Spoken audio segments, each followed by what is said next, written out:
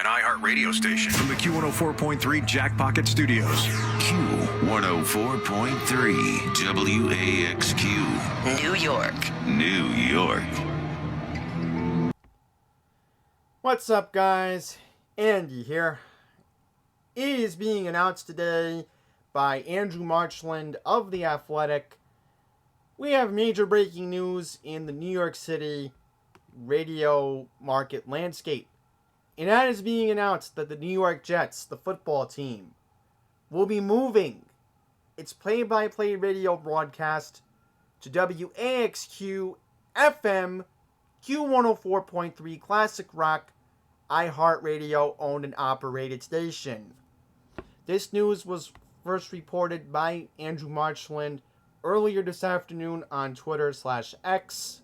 So we're going to read this article, and then we're going to read a follow-up article from Neil Best at Newsday. So it is being reported that the New York Jets will be leaving ESPN New York in the wake of the radio station planning to abandon its FM signal on August 31st later this year. Sources behind the decision told Andrew Marchland of The Athletic. The Jets games will be broadcast on Classic Rock Station 104.3 FM beginning this fall. Bob Wischusen and Marty Lyons will still remain to call the play-by-play. A spokesman for the New York Jets has declined to comment at this time. However, MSG teams, Madison Square Garden teams, New York Knicks NBA, and New York Rangers NHL, so Knicks basketball, Rangers hockey, will remain with ESPN New York on the AM 1050 signal. At the end of August, ESPN New York, which features talk shows like The Michael Kay Show and a combination of local and national programming, will rely on its apps and streaming devices as well as AM 1050 WEPN to be heard. This will essentially end its longtime radio's ratings competition with its rival WFAN AM 660 and 101.9 FM. Good Karma Brands made the decision in 2023 to move from 98.7 as the original lease signed by ESPN with Emmett's Broadcasting Group concludes on August 31st of this year. ESPN was leasing the signal for more than $10 million a year, officials briefed on the deal said.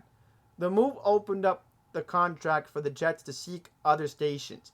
It has struck an agreement with iHeartMedia and will be heard on its New York station and will also be streaming live on the iHeartRadio app in the New York radio market. According to Neil Best from Newsday, the New York Jets first joined ESPN Radio back in 2002. iHeartMedia will promote New York Jets programming on its other stations, including C100, WHTZ FM, Power 105.1 Hip Hop and R&B, WWPR FM, 103.5 WKTU FM, Hot Adult Contemporary, and 710 AM WOR News Talk. It is also presumed that most likely 106.7 FM WLTW Adult Contemporary will probably promote the New York Jets programming as well. Just assuming that at this time. Okay, so this is very interesting news that again came out on Twitter/X earlier this afternoon by a very reliable source of Andrew Marchland, who has been pretty reliable when it comes to media rights agreements with sports. So this is going to be very interesting because now this means that the Jets will have a stereo signal. I don't know where that beep just randomly came from, but basically what I'm saying here, the current 98.7 signal currently only has a mono signal. There's no stereo signal right now on the 98.7 feed at this time. So We still don't know what the new format will be. We're probably going to have to wait it out until the end of August to figure that out. But what I want to do in this video to wrap everything up here, we're going to discuss the radio coverage maps on radiolocator.com. Now we are on radiolocator.com, and according to what they are saying right here, it looks like that WAXQ's lease is until June of 2030. So this will guarantee the New York Jets will have a stable radio home for the next 6 years. Now, when we look at the coverage map, we're going to see that this is a decent coverage map for the New York Jets going into next season. So basically, it'll cover some parts of Westchester and Rockland County. It'll cover some parts of New Jersey. Definitely all 5 boroughs of New York City will get a clear FM signal. All of Nassau County and Long Island will definitely get a clear signal, as that's where most of the New York Jets fan base is anyway. And Staten Island too, to a lesser extent. But the issue is going to be Suffolk County, which that will be a very good question when we get into this later on in the season. So I would hope that Suffolk County, for an example, people will be able to stream the games on the iHeartRadio app in the New York City market. Now, as far as the current 98.7 signal is concerned, it is the same 6,000 watts. So that will definitely present a very interesting and unique circumstance, because I have heard the 104.3 stereo signal when they play music, and the music sounds very good when I've listened to it, when I've heard the classic rock format. And I definitely know in Baltimore, 97.9, which is 98 rock in Baltimore, they have a good signal.